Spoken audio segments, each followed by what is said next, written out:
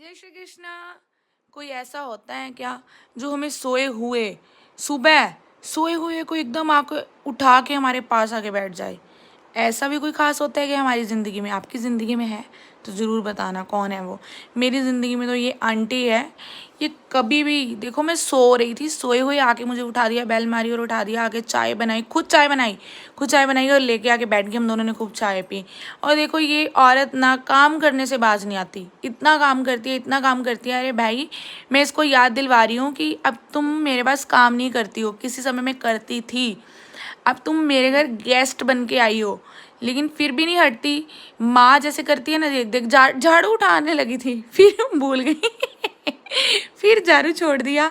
पता था मेरे से डांट पड़ेगी, मैंने बोला आराम से बैठ जा, बैठ के खाना खा ले बेड पे।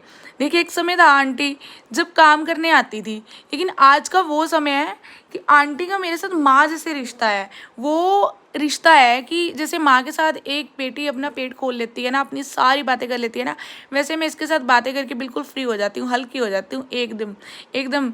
और देखो, बिठा के इसको मैं खाना खिला रही हूँ, मैंने कहा जूस पी, खाना खा, मज़े से मज़े मार। खाना खुना खा के मज़े से सो गई, एसी की हवा खा रही है, मज़े से आंटी सो रही है। मैं इसको देख रही हूँ, मैं सोच रही हूँ यार कितना काम करके थक जाती होगी, बड़ी मुश्किल से एक छुट्टी ली होगी इसने आज। इतना काम से प्यार करती है, कोई छुट्टी नहीं लेती। मैंने तो बोला आंटी परमानेंट मेरे पास आ जाए यार, सारे घर काम के छोड़ दे, परमानेंट मेरे पास आके रह। तो फिर सो के उठ गई, तो मैंने बोला चल अब पुराना काम हमारा जो हमेशा मेरा करती थी, ये मेरे सिर पे तेल लगाना। देखो, मुझे ना ऐसे लग रहा था कि आज 4-5 महीनों बाद मुझे कुछ रिलैक्स मिल रहा है, क्योंकि मुझे इनसे ही, आंटी से ही सिर में तेल लगवाना पसंद है। ये जानती है कि मुझे कैसा दर्द होता है, कहाँ होता है, और मुझे कैसे चंपी करके आराम मिलता है।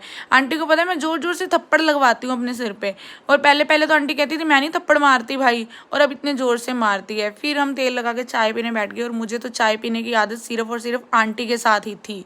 और आज ऐसा लग रहा था कि यार पुरानी ज़िंदगी जी रही हूँ मैं, 1 साल पहले जो हमारी लाइफ थी वो जी रही हूँ।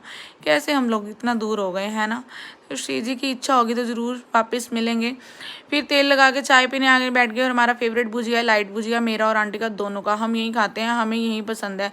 फिर मैंने अपनी चोटी करवाई, मुझे चोटी करवा के आंटी से बहुत ही मज़ा आता है। फिर ये तीनों जने गोलगप्पे खाने बैठ गए, मज़े से गोलगप्पे खा रहे हैं, और मैं फिर से अपना लाइट वाला फेवरेट भुजिया खा रही हूँ, मुझे बहुत कम पसंद है। अब आंटी बाजू के साथ बैठ के प्ले स्टेशन खेल रही है, देख रही है। फिर मेरे को कहती चल सत्संग सुनते हैं, मैंने कहा चल सत्संग सुनते। कहती तेरे साथ ही मुझे सत्संग सुनना मिलता है, मैंने कितनी देर होगी सत्संग नहीं सुना। अब मैंने इसके लिए खीर बनाई, मैंने कहा आंटी खीर तो खा के ही जाना ना आप आए हो तो कुछ मीठा तो चलेगा ही। आखिर दुख की घड़ी आ गई, आंटी जा रही अपने घर। राधे राधे सभी को।